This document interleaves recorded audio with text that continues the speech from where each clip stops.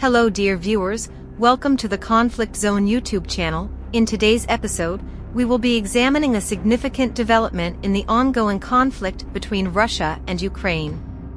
Recent reports reveal that Russia has suffered a substantial loss of tanks, 365 to be precise, in eastern Ukraine since October. This revelation brings to light the escalating tensions in the region and the heightened intensity of the conflict. Join us as we delve into the implications of this loss for Russia's military strategy and the broader consequences for the region. But before we dive into the details, make sure to subscribe to our channel and hit the notification bell to stay updated with our latest videos on this pressing issue. The conflict in Ukraine has significantly impacted Russian ground forces, particularly in terms of tank losses. According to a new assessment, Russia has lost approximately 365 main battle tanks since the start of the offensive in early October. The British Defense Ministry reported that despite only minor gains, Russian forces have faced significant tank losses, along with approximately 700 armored combat vehicles. The offensive began on October 10, targeting the Ukrainian stronghold above Avdiivka. Satellite imagery analysis by the Front Diligence Insight project revealed that between October and November, Russia lost over 211 vehicles around Avdiivka alone. The British Defense Ministry estimates that Russia is capable of replenishing its tank stocks with 100 new vehicles each month, allowing them to sustain their offensive. Since the start of the invasion, Russia has reportedly lost a total of 2,600 main battle tanks and almost 5,000 armored combat vehicles. In a recent intelligence update, the UK government highlighted Russia's diminishing armored vehicle losses in 2023 compared to 2022, indicating a shift in the conflict dynamics. Brigadier General Alexander Tarnavsky, commander of Ukraine's Tabrya grouping of forces, shared images of Russian military vehicles destroyed near Avdiivka, emphasizing the toll on Russian forces. The Institute for the Study of War noted that Russian forces have shifted to infantry-led attacks around Avdiivka, using armored vehicles sparingly to support ground troops. On Saturday, the UK Defense Ministry suggested that Ukraine would likely retain control of Avdiivka in the coming weeks despite Russia's three-pronged attack on the town.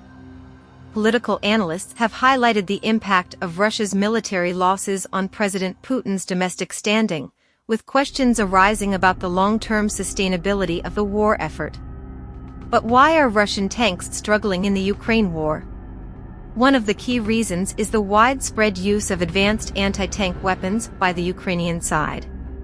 These include the Javelin and NLAW missiles supplied by the US and the UK, as well as the Switchblade Kukoe drones. These weapons are designed to target tanks from above, where their armor is weakest, and to bypass the reactive armor that many Russian tanks are equipped with. The Javelin and NLAW missiles have a fire and forget capability, meaning they do not require guidance after launch.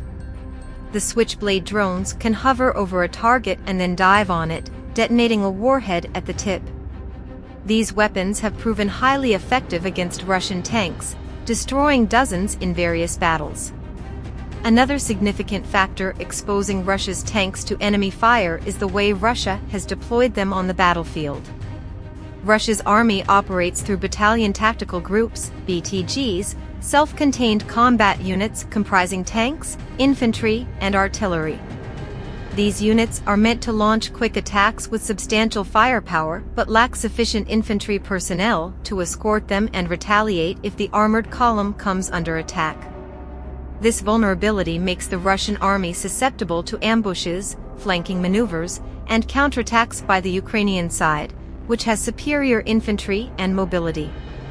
Additionally, Russia has failed to provide adequate logistical support and maintenance for its tanks, leading to many being captured or abandoned due to mechanical failures or lack of fuel.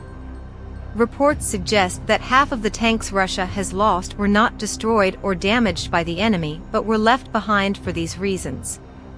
What implications does this have for the war?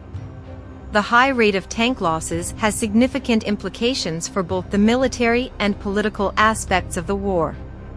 Militarily, it diminishes Russia's offensive capabilities, forcing it to rely more on airstrikes and artillery to support its ground forces.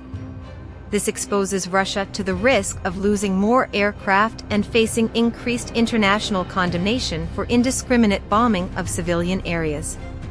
Politically, it tarnishes Russia's image as a powerful and invincible military force, increasing pressure from its own public and the international community to end the war. The tank losses also undermine Russia's credibility as a supplier of military equipment to other countries, especially in the Middle East and Asia, where it competes with the US and other Western nations. Despite the challenges faced in Ukraine, the war has highlighted that the tank is not obsolete but needs to adapt to the changing realities of modern warfare. Tanks still play a crucial role in providing firepower, mobility, and protection to ground forces but need to be used in conjunction with other assets like infantry, drones, and electronic warfare. Tanks also need upgrades with better armor, sensors, and communication systems to increase survivability and situational awareness. The war in Ukraine serves as a wake-up call for Russia and other countries heavily reliant on tanks to rethink their strategies, invest more in innovation and modernization, and adapt to the evolving nature of warfare. As the conflict in Ukraine continues to unfold, it will be crucial to monitor how these factors evolve and their impact on the broader dynamics of the war. Thank you for watching. If you found this video informative, please like, share, and subscribe for more updates on global events and military developments.